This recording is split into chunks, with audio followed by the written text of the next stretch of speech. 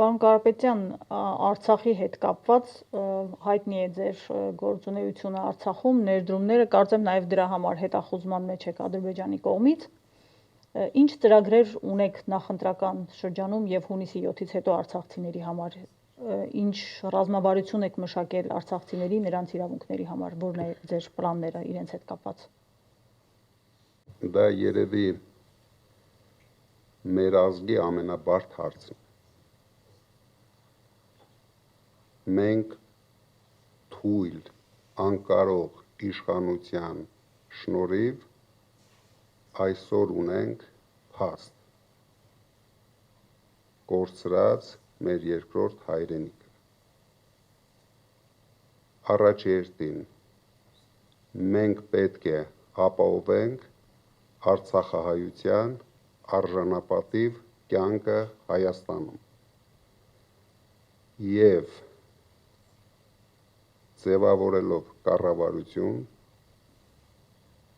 անելու ենք ամեն ինչ արցախահայության անվտանգ վերադարձը Արցախ։ Պարոն Կարապետյան, վերադառնալով տնտեսական ձեր ծրագրին, 300,000 աշխատատեղ եք խոստանում ստեղծել իշխանության գալուց հետո 5 տարվա ընթացքում, բայց գիտենք նաև, որ հատկապես իշխանական թևից կան մաթեմատիկական հաշվարկներ այն մասին, որ դա գրեթե անհնար է եւ դրա համար շատ մեծ ներդրումներ են պետք, եթե հաշվի առնենք, որ եթե գործնականում դա հնարավոր է։ Կասեք, ինչպես եք դա անելու, մի փոքր այսպես մանրամասն բացատրելով նաև մեր հանրությանը, եւ եթե կարելի է վիճակագրական տվյալ ներկայացնեք, թե վերջին 30 տարում Հայաստանում որքան աշխատատեղ եք ստեղծել։ Իշխանության մաթեմատիկան միջև 5-րդ դասարանի մակարդակի է։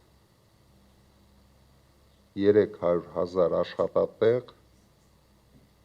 կարելի է ստեղծել Հայաստանում 5 տարում ոչ շատ մեծ դժվարությամբ։ Դրա համար պետք է լինի առաջերտին նվիրվածություն։ Մենք հիմնվում ենք նաև մեր անձնական հնարավորությունների վրա, մեր գործընկերների վրա, մեր սփյուռքի հայրենակիցների վրա,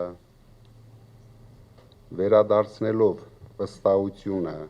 Հայաստանի նկատմամբ,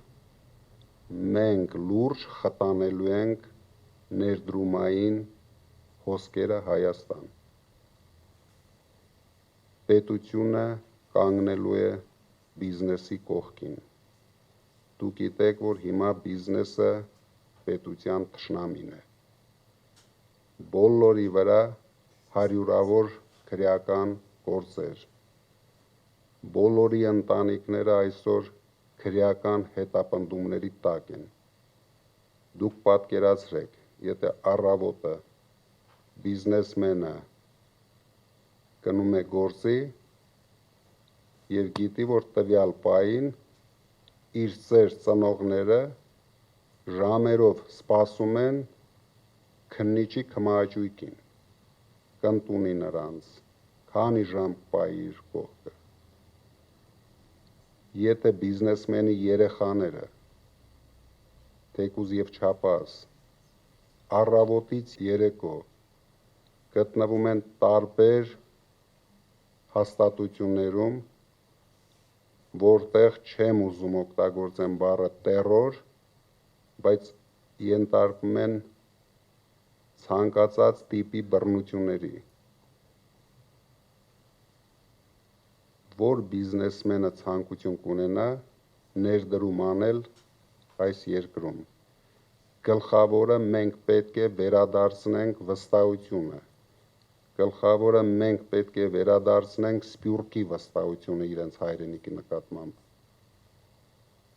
Մենք Հայաստանը դարձնելու ենք 10 միլիոն հայի հայրենիք, իսկ Փաշինյանը ուզում է դարձնել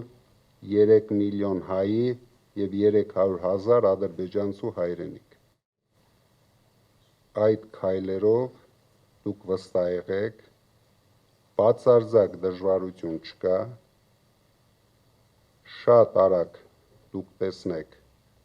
նույնիսկ առաջի արդեն ամիսներից դուք տեսնեք այդ զարգացումները։ Ինչ վերաբերվում է մեր ընկերության ներդրումային ծրագրերին,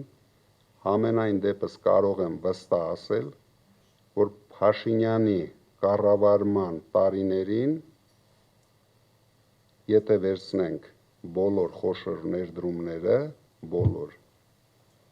համարժեք կլինեն կամ ավելի պակաս կլինեն, քան մեր ընկերության ներդրումները Հայաստան։ Մենք նույն տեմպը շարունակելու ենք։